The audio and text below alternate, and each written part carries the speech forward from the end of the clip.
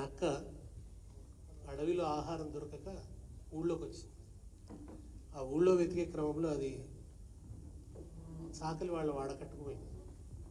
అక్కడ వాళ్ళు బట్టలు ఉతకడానికి అసలు వాళ్ళకు ఉండే అన్ని సరంజామంతో పాటు నీలిమందు ఉంది.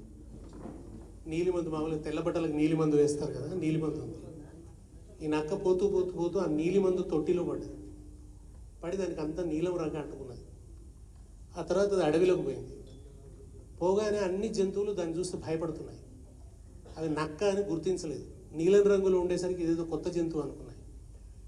అది కొద్దిగా చూసి ఓహో ఇవన్నీ భయపడుతున్నావు అని గుర్తించి చెప్పింది, నేను దేవుడు పంపించిన దూతను, నేను మీ కొత్త రాజును, మీరు ప్రపంచంలో ఎక్కడ నాలాంటి జంతువుని చూసి ఉండరు, నాకు చాలా శక్తులు ఉన్నాయి, మీరు ఇవాళ నుంచి నేను చెప్పినట్టు వినాలి అన్నది. పాపం అన్నీ భయపడిపోయి అన్ని జంతువులు చెప్పినట్టు వినడం మొదలుపెట్టినాయి. ఆహారం అంతా అవి వేటాడి ఈ నక్కకు తెచ్చి పెడుతున్నాయి. బాగా తింటున్నది, బ్రహ్మాండంగా దుక్క అయింది.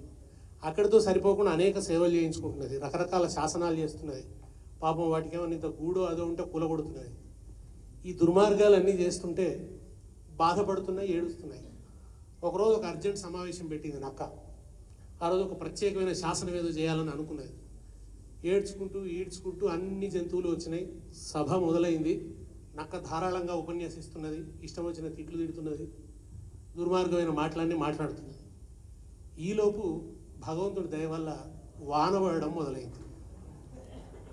వర్షం పడడం మొదలయ్యి నక్క మీద నీళ్లు పడుతున్న కొద్దీ మెల్లగా ఆ నీలి రంగు కరిగిపోవడం ప్రారంభమైంది. నీలి రంగు కరిగిపోగానే అసలు నక్క స్వరూపం బయటపడ్డది.